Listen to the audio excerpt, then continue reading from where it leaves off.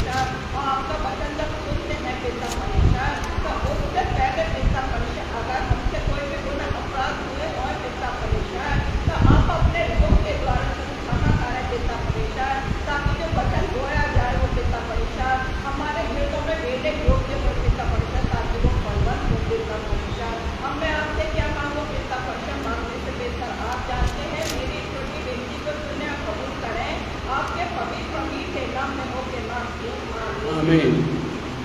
उम्मीद करता हूँ कि हमने अपने गुनाहों से तौबा कर ली होगी और अच्छी बातें करना चाहिए। आज का जो विषय है वह यहूदा और तमार, और इसका मुख्य पद आपको मिलेगा दूसरा थिस्सलुनीकियों उसका 3 बाब पद 16 पढ़िए जरा।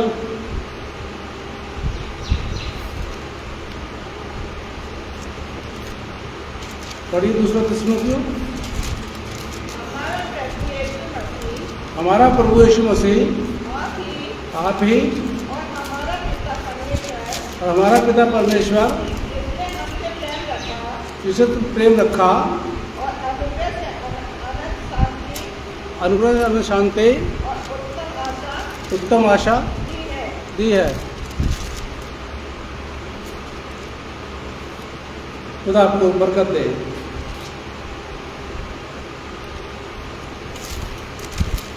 आज हम जिस औरत और मर्द का वर्णन करेंगे उसको पढ़ने से सुनने से ऐसा लगता है कि ये बहुत गलत हुआ है, ख़ास तौर से औरत के लिए, कि इस औरत ने बड़ा गलत किया है। आप लोग उत्पत्ति 38 निकाल कर रखिए, मैं बोलता रहूँगा, आप समझते रहना। उत्पत्ति 37 में जब हम जाते हैं तो वहाँ पर यूसुफ को उसके भाई लोग मारना चाहते हैं, क्योंकि उसके भाई जो हैं चिढ़ते हैं यूसुफ से। ये लोग उसको एक गड्ढे में डाल देते हैं ताकि ये मर जाए। अब 37 के 26 में आ गया हूँ मैं। यहूदा जो यूसुफ का भाई है वो ये कहता है कि भाई देखो, इसको गड्ढे में मत डालो और अपने इसका खून अपने सर पर मत लो। हम ऐसा करते हैं कि इसको जो इश्माइली हैं किसी का हाथ से बेच देते हैं। यूसुफ को उसके भाइयों ने इश्माइलियों के हाथ बेच दिया। यूसुफ मिस्र में आ गया और पोती पर के हम काम करने लगा। ये हो गई बैकग्राउंड। अब इसके बाद यहूदा, अब 38 में आ जाइए। यहूदा जो यूसुफ का भाई है, जिसने यूसुफ को बचाया, कितना अच्छा काम किया, यूसुफ को बचाया। उसने अपने भाई को जान से मारने के लिए अपने भाइयों से बचाया। अब ये अलग हो गया, अपने भाइयों से अलग हो गया। अलग होकर के इसने शादी करी, एक अपने दोस्त के पास ही आ गया, इसने शादी करी। शादी के बाद इसके 3 बेटे हुए। पहला बेटा एर, दूसरा बेटा ओनान और तीसरा बेटा शैला। ये 3 बेटे इसके हुए। इसने अपने बड़े बेटे एर की शादी तमार नाम की लड़की से कर दी। ध्यान से सुनिए, यहूदा और तमार, ये पॉइंट नोट कर लीजिए आप, यही है सब कुछ आज का। तमार नाम के लड़की से शादी कर दी, और शादी कर दी तो एर जो लड़का था यहूदा का बड़ा बेटा जिससे तमार की शादी हुई है, वो खुदा की नज़रों में ठीक नहीं था। खुदा ने उसको तुरंत मार दिया। मैं जब स्टडी करता हूँ तो बड़ा ध्यान से देखता हूँ और मैं सवाल करता हूँ खुदा से, खुदा कितना बढ़िया था पहले तो, है ना, तेरी नज़र में कोई दुष्ट है उसको तुरंत मार दिया करता था। और आज दुष्ट फल रहे फूल रहे, खूब फल रहे फूल रहे, खूब फल रहे फूल रहे। पहले तक डिसीजन ये अच्छा था ये एकदम। उसके बाद में जब एर को खुदा ने मार दिया तो यहूदा ने अपने दूसरे बेटे ओनान से कहा कि तू ऐसा कर, अपनी भाभी से शादी कर ले। अब जो 2 पद इसके अंदर हैं वो मैं आपके सामने नहीं पढ़ूंगा, ये 8 और 9 पद अपने पढ़ लीजिएगा, मैं नहीं पढ़ूंगा, अपने आप पढ़ लीजिएगा इसको। ओनान ने जो हरकत करी, जो इसमें लिखा हुआ है, ओनान ने जो हरकत करी बहुत गलत हरकत थी। खुदा ओनान से नाराज हो गया। ओनान ने कहा भाई मैं शादी करूंगा तो मेरा बच्चा थोड़ा ना होगा, तो इसका होगा। खुदा ने ओनान को भी मार दिया। अब सुनिए, उसको पढ़ने घर पर सुनिए, ओनान को भी मार दिया। यहूदा डर गया। यहूदा इसलिए डर गया कि इसने मेरे दोनों बेटे खुदा ने मार दिए, कहीं ऐसा तो नहीं कि शैला को भी मार दे। उसने फिर तमार से बोला कि तू अपने बाप के घर में जा और विधवा का जीवन जी, जब तक ये छोटा लड़का शैला मेरा सियाना नहीं हो जाता। यानी इसका मतलब था शैला सियाना हो जाएगा तो मैं तेरी शादी इसके साथ कर दूंगा। जब तक ये सियाना नहीं होता तब तक तो अपने पापा के यहाँ चली जा। तमार ने हुक्म माना और तुरंत अपने पापा के पास चली गई और अपना जीवन विधवाओं की तरह बिताने लगी। कुछ समय के बाद यहूदा की बीवी का डेथ हो जाती है, वो भी मर जाती है। उसके बाद में ये ऊन कतरवाने के लिए यहूदा आता है। तो जब आता है तो एक औरत बैठी मिलती है इसको, मैं औरत का नाम बताऊँ कौन अभी नहीं बता रहा। औरत बैठी मिलती है इसको, औरत से के साथ वो अपना संबंध स्थापित करना चाहता है। वो औरत कहती है कि मुझे क्या मिलेगा। उसने बोला मैं एक बकरी का बच्चा तुझे दूंगा। तो उसने कहा बकरी का बच्चा जब तक मेरे पास नहीं आता तब तक रहन का मतलब तक गिरवी, कुछ सामान अपना गिरवी रख दे। कि तू क्या चाहते कि मैं सामान गिरवी रखूँ? उसने कहा बाजू, मोहर और छड़ी, ये तीनों चीज़ें तू गिरवी रख दे, तब तू मेरे से संबंध स्थापित कर सकता है। उसने वो तीनों चीज़ें उस औरत को दे दी और उससे संबंध स्थापित किया और वो चला गया वहाँ से। उसके बाद कुछ समय के बाद यहूदा को ये मालूम पड़ता है कि उसकी बहू तमार माँ बनने वाली है। ये बात यहूदा को बहुत बुरी लगती है, जल जाता है वो कि मेरी बहू माँ बनने वाली है। यहूदा कहता है, कानून निकालता कि उसको जला, बाहर निकालो, उसको जलाओ, मारो। जब उसको जलाने के लिए बाहर लेकर के आते हैं तो वो औरत ये बोलती है कि जिसका ये सामान मेरे पास गिरवी रखा है, यानी बाजू, मोहर और छड़ी, वही इस बच्चे का बाप है। पहले इंक्वायरी कर लो कि मैंने व्यभिचार किया या नहीं किया। ये सामान किसका है? वही बच्चे का बाप है। वो सामान जो था यहूदा को दिखाया गया और यहूदा ने वो सामान पहचान लिया। यहूदा ने कहा ये तो मेरा सामान है, मैं तो बहुत बड़ा दोषी हूँ, मुझे तो ऐसा नहीं करना चाहिए। अब ये जो औरत है ये तमार है। तमार ने अपने दिल में सोचा कि मेरे ससुर ने मेरे अपने बेटे की शादी मुझसे नहीं की, मैं अपना वंश बढ़ाना चाहती हूँ, इसलिए वो अपना पहरावा बदल करके और वो शादी में उनके बैठ गई थी रास्ते में, और उसके साथ में उसने शारीरिक संबंध स्थापित किया। अब आ जाइए, ये तो स्टोरी मैंने बता दिया, अब आप आ जाइए असली बात पर। जब आप पढ़ते हैं, सुनते हैं, तो कैसा लगता है? लगाना बुरा। हमारे सीधा नजरिया किस पे जाता है? चरित्रहीन है वो लड़की, उसने गलत काम किया, नजरिया यही जाता है। सारा का सारा दोष पढ़ने वाले और सुनने वाले तमार को देते हैं। देना भी चाहिए क्योंकि हरकत ही ऐसी हुई है। लेकिन सुनिए ध्यान से, क्योंकि हम लोग पादरी हैं, बिना स्टडी के तो बोलते नहीं कुछ भी, सारा निकाल के तब लाते हैं। तमार का मकसद ठीक था, तमार के साथ में धोखा हुआ है। यहूदा ने बोला था मैं अपने बेटे की शादी तुझसे कर दूंगा, तू जब तक मेरा बेटा इस काबिल नहीं हो जाता तब तक तू अपने पापा के यहाँ पर रह। और तमार ने उसका हुक्म माना, अपने ससुर की बात मानी। आजकल की बहू तो ससुर को समझती नहीं है, सीधी सी बात है, कुछ नहीं समझते हैं। ठीक है, होगा ससुर होगा, अपने घर का होगा, बैठा बैठे तो कोई बात नहीं। लेकिन तमार ने अपने ससुर की बात को माना और मान करके अपने पापा के यहाँ इज्जत से चली गई और वहाँ पर वो इज्जत से रह रही है। वो कोई अपने पापा के यहाँ कोई गलत काम नहीं कर रही है, आराम से रह रही है वो, और विधवा का रूप करके रह रही है। लेकिन जब उसने ये देखा कि मेरे ससुर ने मुझसे झूठ बोला, अपने बेटे की शादी मुझसे नहीं की, तब उसने ये तरीका अपनाया कि मुझे अपना वंश आगे बढ़ाना है। यहूदा के दूसरे बेटे ने गलती करी, आपने पढ़ लिया होगा वो है? और इसने भी करी। तमार का मकसद था वंश को आगे बढ़ाना, लेकिन उसका तरीका गलत था। यहाँ पर तमार दोषी है क्योंकि उसने जो तरीका इस्तेमाल किया वो गलत है। ऐसा तरीका कभी भी इस्तेमाल नहीं करना चाहिए। हाँ ठीक है, मकसद है आपका जो भी मकसद है, आपकी नौकरी का, आपके बिजनेस का, आपका परिवार का, जो आपका मकसद अच्छा मकसद है, लेकिन उस मकसद को पूरा करने के लिए तरीका गलत मत करिए। अगर तरीका आप गलत इस्तेमाल करेंगे तो खुदा इससे नाराज होता है। दूसरी बात, यहाँ तमार की बात थी, मकसद सही था लेकिन तरीका उसका गलत था। उस तरीके से उसको अपना मकसद पूरा नहीं करना चाहिए था। अपने बाप तक वो सही थी लेकिन बाप में उसने गड़बड़ कर दी। ये धोखा दिया एक तरीके से, अपने ससुर को उसने धोखा दिया क्योंकि उसका ससुर नहीं जानता था कि ये मेरी बहू है। वो तो वैसे ही बैठी थी पहरावा अपना वेश बदल के। यहूदा जिसका ससुर था, इसकी सबसे बड़ी गलती ये जो स्थिति पैदा हुई है ये उसकी वजह से हुई है।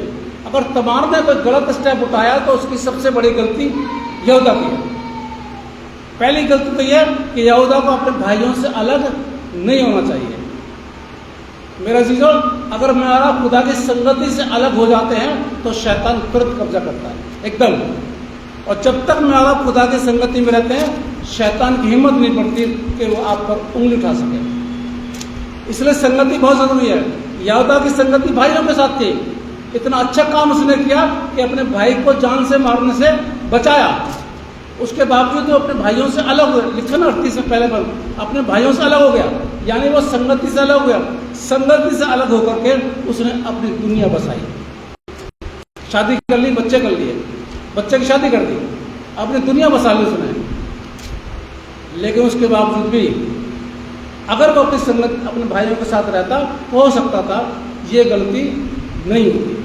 अगर उसका बेटा मर भी गया था कोई बात नहीं, लेकिन ये गलती नहीं होती। तो सबसे बड़ी चीज़ यहूदा ने संगति से अलग हुआ। मुझको और आपको भी कभी भी संगति से अलग नहीं होना चाहिए। संगति में रहना चाहिए, 2004 परवाह नहीं, लेकिन संगति में रहना चाहिए। दूसरी बात, यहूदा ने वादा किया था कि मैं अपने बेटे की शादी तेरे से करा दूंगा। यहूदा ने अपना वादा पूरा नहीं किया। उसके अंदर अपनी इच्छा को प्राप्त करना था, क्योंकि उसकी बीवी मर गई थी। अब उसे इच्छा थी, वो अपनी इच्छा को पूरा करना मांग रहा है। वो ध्यान से उतर गया। उसको उसने अपनी बहू से बोला था कि मैं अपने बेटे की शादी उससे कराऊंगा। पहले होता था ऐसा कि अगर बड़ा बेटे की डेथ हो जाती तो घर ही घर में रिश्ता कर लेते हैं। आजकल होता कि नहीं होता मुझे नहीं पता, लेकिन पहले ऐसा हुआ कि भाई ठीक है, अगर बड़ा भाई मर गया, छोटा भाई है, कोई नहीं, बदनामी से बचने के लिए उससे शादी हो जाती है। अच्छी बात है, बहुत अच्छी बात, होना भी चाहिए ऐसा। भाई घर की बात घर में रहे। जब तूने अपनी बहू को बहला फुसला के बोला था कि बेटा अपने पापा के यहाँ जा, है वृद्धापन कर अपना जीवन व्यतीत कर, तेरी बहू आराम से चली गई, कोई कलेश नहीं किया, कोई झंझट नहीं। अरे मैं तो नहीं जा रही, फिर प्रॉपर्टी किसके नाम करोगे आप? अरे प्रॉपर्टी इसके नाम चली जाएगी, इसकी शादी हो जाएगी तो क्या होगा? हालांकि दोनों बेटे उसके मर गए, शायद छोटा है अभी।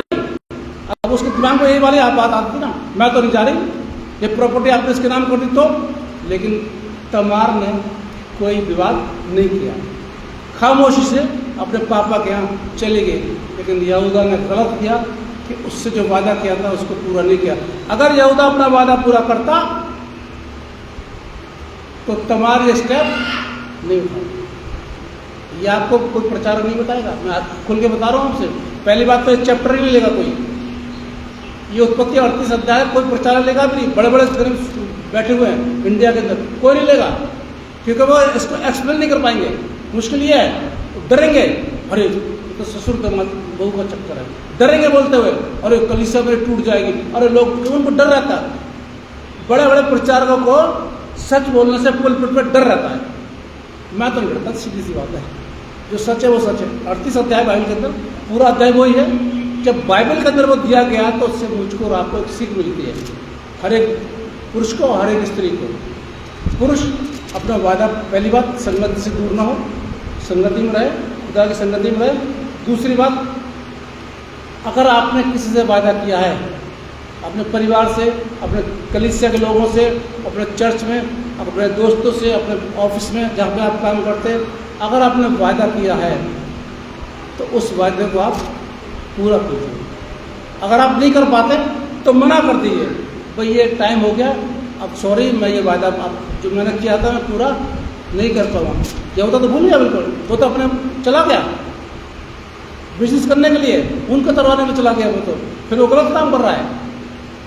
मेरा जीजो, मर्द को संगति से दूर नहीं होना चाहिए और जो वादा करता है उसे पूरा करना चाहिए। औरतें, आपका मकसद अच्छा है, अच्छी बात है, अपने परिवार के लिए आप कुछ करना चाहती हैं, अपने परिवार को बढ़ाना चाहती हैं, आगे कुछ सामान लाना चाहती हैं, कुछ भी करना चाहती हैं आप, तो तरीका सही रखिए। ये नहीं कर लोन पास करवाया, मैं बुराई नहीं करता हूँ लोन की, लेकिन मैं बता रहा हूँ आपको, पैसे कम है, फटाफट कोई चीज़ मंगानी, उसको दे दिया, अब ये मंगाना, ले लिए उधार पैसे, ले लिए पूरे, उसके बाद तो चुकाना मुश्किल पड़ जाता है। आपका मकसद अच्छा है, अच्छी बात है, लेकिन उस मकसद को पूरा करने के लिए आप तरीका गलत मत करिए, सही तरीके से करिए। तमार का मकसद ठीक था, क्योंकि वो अपना वंश बढ़ाना चाह रही थी। सबसे अच्छी बात ये तमार किसी दूसरे के यहाँ पर नहीं गई। देखिए, ये भी एक उसकी अच्छाई है कि इतने बीच में रही अपने पापा किया, लेकिन उसने व्यभिचार किसी से नहीं किया, किसी और मर्द के साथ में उसने अपने संबंध स्थापित नहीं किए।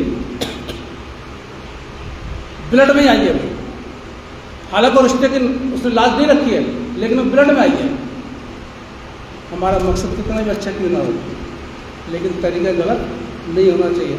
अगर तरीका गलत होता है तो नाराजगी होती। अब सवाल यहाँ पर ये होता है, मैंने बता दिया, नसीहत बता दी। अब सवाल पैदा ये होता है, क्या ये खुदा को पसंद था या नहीं था? क्योंकि एर ने गलती करी, तुरंत मार दिया, है ना। आप जानते हैं, आज भी मेरे ऊपर पुरानी व्यवस्था लागू होती है खुदा की। अगर छोटी सी गलती मुझसे हो जाए, मुझे सजा तुरंत मिल जाती है। आप ये जानते हैं, तुरंत मिलती है। ये नहीं कि घंटे तो या 2-4 घंटे के बाद मिल जाएगी। जाने अनजाने में अगर मुझसे कुछ भी अपशब्द निकल गया तो पुरानी व्यवस्था लागू होती है, मुझ पर अनुग्रह नहीं होता लागू, तुरंत सजा मिलती है मुझे। और इसलिए बड़ा होशियार रहता हूँ मैं, इसलिए घुटने पे आकर मैं फटाफट गलती माफी मांग लेता हूँ। पता चला है खुदा फिर, क्योंकि लिखा ना, जीवते परमेश्वर के हाथों में बड़ी भयानक वाली बात है। मैं दुनिया की किसी ताकत से डरता, किसी नहीं डरता, सिर्फ खुदा से। बस बड़ी से बड़ी तोप आ जाए मुझे डर नहीं सकती, मैं सिर्फ खुदा से डरता हूँ, क्योंकि खुदा की मार बड़ी बुरी होती है। यार खुदा को पसंद नहीं था, मार दिया। ओनान ने गलत किया, मार दिया। अब मारना तो योद्धा को भी चाहिए था, हालांकि उसके बाद उसने कोई गलत काम नहीं किया। उसके बच्चे 2 पैदा हुए जो यहूदा से थे, 2 बच्चे जुड़वा पैदा हुए और आगे बढ़ते चले गए वो। इसके बाद अब सुनिए, 38 के बाद में फिर 39 अध्याय यूसुफ पे आ जाता है पूरा। उसके बाद 39 से लेकर 50 तक यूसुफ का चलता है पूरा का पूरा। तमार गायब, यहूदा गायब, दोनों गायब, फिर एक ही चैप्टर में आए। लेकिन बाइबल के अंदर ये चैप्टर हर मसीह समाज के पुरुष और स्त्री के लिए बहुत ज़रूरी है। मैं ससुर बहू की बात नहीं कर रहा, मैं पुरुष और स्त्री की बात कर रहा हूँ। ये बहुत ज़रूरी है। पुरुष संगति ना छोड़े, वादा करता है पूरा करे, स्त्री अपना मकसद पूरा करे, लेकिन गलत तरीके से नहीं बल्कि सही तरीके से। मेरा जीजो, बाइबल के अंदर ऐसे बहुत से लोग हैं जो 4 लाइन में आए से 4 में, लेकिन उसके बाद यहाँ पर काम बड़े बड़े लोगों से अच्छे निकले। मेरा काम छोटा होना चाहिए लेकिन अच्छा होना चाहिए। और सबसे बड़ी चीज़ ये सवाल फिर कर रहा हूँ, क्या यीशु मसीह, क्या ये खुदा नाराज हुए? अब इसका तो मैं कह नहीं सकता कि खुदा नाराज हुए या नहीं हुए, ठीक है। लेकिन एक बात से मुझे ये लगता है कि हो सकता है खुदा ने उनको माफ़ कर दिया, क्योंकि यीशु मसीह के वंशावली में इन दोनों का नाम आया। निकालिए, ये बहुत बड़ी बात होती है कि नाम आना यीशु मसीह के वंश में। मत्ती 1 निकालिए जरा आप लोग, मत्ती 1 और जरा 3रा बाब पढ़िए आप, पद पढ़िए आप लोग, मत्ती 1 का 3रा आयत। बस, यहूदा और तमार से। ये किसकी वंशावली है? ये यीशु मसीह की वंशावली है। इसमें इनका दोनों का नाम आ गया। इनसे ये पैदा हो रहे, आगे बढ़ते चला, फिर इस बार जो है उत्पन्न हुए, इनसे ये पैदा हुआ, इनसे ये पैदा हुआ। ये होती है बहुत बड़ी बात। अब इससे मुझे ऐसा लगता है कि खुदा ने हमारी नसीहत के लिए हमें दिया है, लेकिन इनकी तरफ इसने खुदा ने कोई एक्शन नहीं लिया। अगर एक्शन लिया होता तो इसमें इनका नाम नहीं आता। लेकिन मैं आज फिर कह रहा हूँ, इन दोनों ने बहुत गलत किया था। हमारी नज़रों में भी, समाज की नज़रों में इन्होंने दोनों ने बहुत गलत किया था। तो ऐसा नहीं होना चाहिए, ना पुरुष की तरफ से ना स्त्री की तरफ से, बल्कि खुदा की मर्जी के मुताबिक चलना चाहिए। इसलिए देखिए, बहुत सी बातें होती हैं, अगर हमारे साथ ऐसी ज़िंदगी कभी आ जाती है तो मुझको आपको क्या करना है? निकालिए 2 थिस्सलुनीकियों निकालिए और उसका 2रा बाब आप ही लोग पढ़िएगा। 2 थिस्सलुनीकियों उसका 2रा बाब।